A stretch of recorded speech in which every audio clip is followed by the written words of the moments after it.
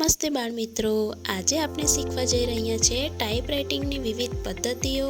આજના આ ટોપિકમાં કીબોર્ડ ચલાવવાનું જે કૌશલ્ય છે તેને શીખવા માટે ટાઈપરાઇટિંગની ટચ પદ્ધતિને અનુસરીને કીબોર્ડ પરની જે વિવિધ પ્રકારની કી આવેલી છે, ટાઈપિંગની કાર્યક્ષમતા અને આંગળીઓની સ્થિતિ તથા ટાઈપિંગ સોફ્ટવેરનો ઉપયોગ કેવી રીતે કરીશું એના વિશે આપણે જાણીશું.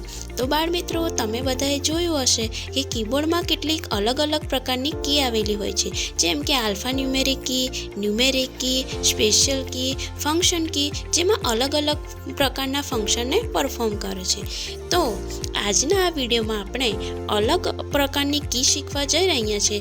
તે કીનું શું કામ હોય છે એ જાણીશું.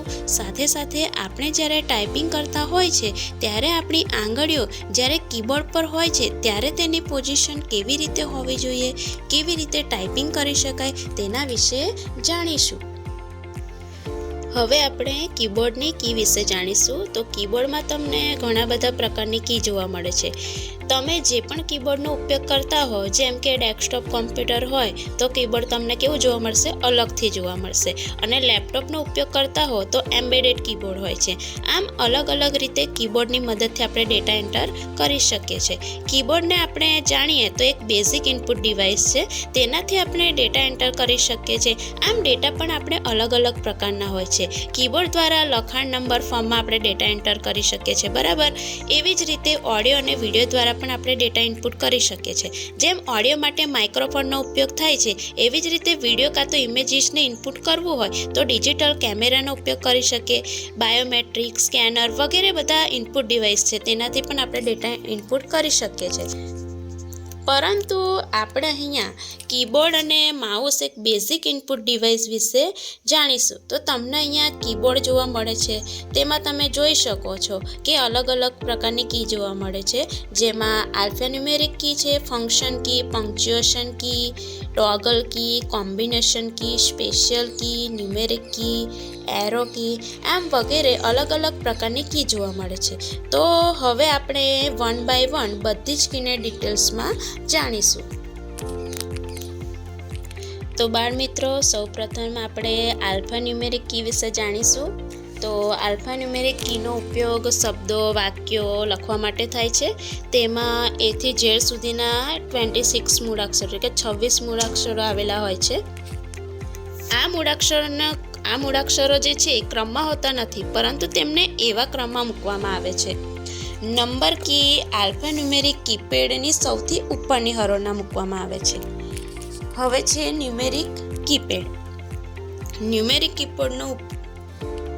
કીપેડનો ઉપયોગ ઝડપથી નંબર એન્ટર કરવા માટે થાય છે.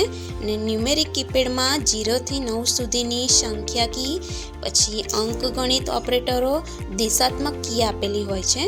નંબર લોક, ઇન્સર્ટ, ડિલીટ કી વગેરે આવેલું હોય છે. તેની કીબોર્ડની જમણી બાજુએ મૂકવામાં આવે છે. અને આ જે કીપેડ છે એક સરળ કેલ્ક્યુલેટર જેવું જ છે.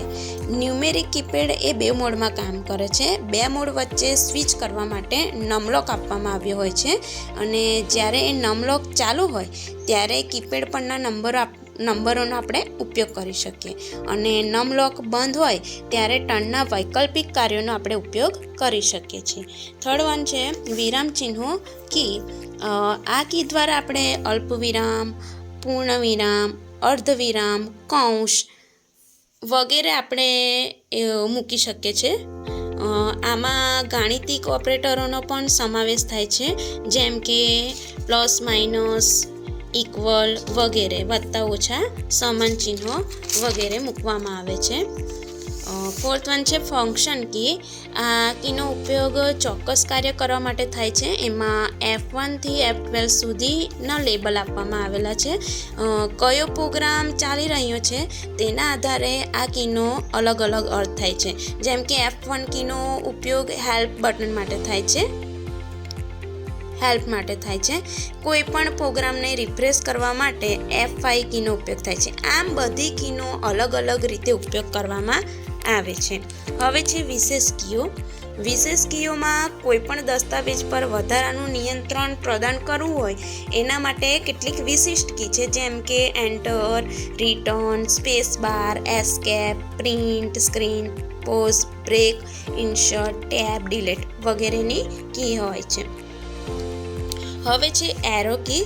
કર્સરને ઉપર, નીચે, ડાબે કે જમણી તરફ ફેરવવા માટે આ 4 કી આપેલી હોય છે. તેને જ એરો કી અથવા તો આપણે નેવિગેશન કી પણ કહી શકીએ છીએ. હવે છે કોમ્બિનેશન કી. કોમ્બિનેશન કીનો ઉપયોગ ક્રિયા કરવા માટે અથવા તો અન્ય કી સાથે સંયોજન માટે થાય છે. એમાં છે કંટ્રોલ, ઓલ્ટ અને શિફ્ટને કોમ્બિનેશન કી તરીકે આપણે ઓળખવામાં આવે છે. હવે છે ટોગલ કી. તો ટોગલ કીનો ઉપયોગ કોમ્પ્યુટરની સુવિધાઓ ચાલુ અથવા બંધ કરવા માટે થાય છે. એમાં કેપ્સ લોક, નમ લોક અને સ્ક્રોલ લોક કી એ ટોગલ કી કહેવાય છે. તો બાળમિત્રો, તમને સમજાઈ ગયું હશે બધી કી.